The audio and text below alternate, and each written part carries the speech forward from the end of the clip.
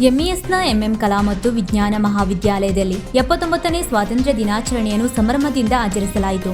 ಧ್ವಜಾರೋಹಣ ನೆರವೇರಿಸಿ ಮಾತನಾಡಿದ ಪ್ರಾಚಾರ್ಯ ಪ್ರೊಫೆಸರ್ ಜಿಟಿ ಭಟ್, ಲಕ್ಷಾಂತರ ದೇಶಭಕ್ತರು ಸುರಿಸಿದ ಬೆವರು, ರಕ್ತ ನಮಗೆ ಸ್ವಾತಂತ್ರ್ಯದ ಹಾದಿಯನ್ನು ತೋರಿಸಿತು. ಅವರ ಬಲಿದಾನದಿಂದ ನಾವು ಸ್ವಾತಂತ್ರ್ಯವನ್ನು ಅನುಭವಿಸುತ್ತಿದ್ದೇವೆ.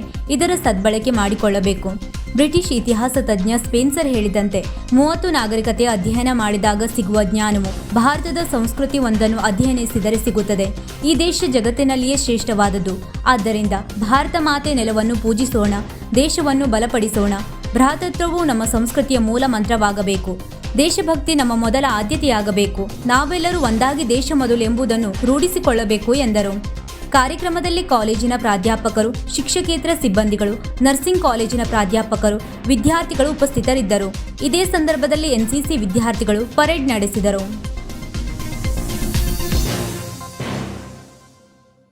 ವೀಕ್ಷಕ ಮಹಾಪ್ರಭುಗಳೇ, ನಮ್ಮ ಚಾನಲ್ ಅನ್ನು ಸಬ್ಸ್ಕ್ರೈಬ್ ಮಾಡಿ, ಶೇರ್ ಮಾಡಿ, ಪ್ರೋತ್ಸಾಹಿಸಿ.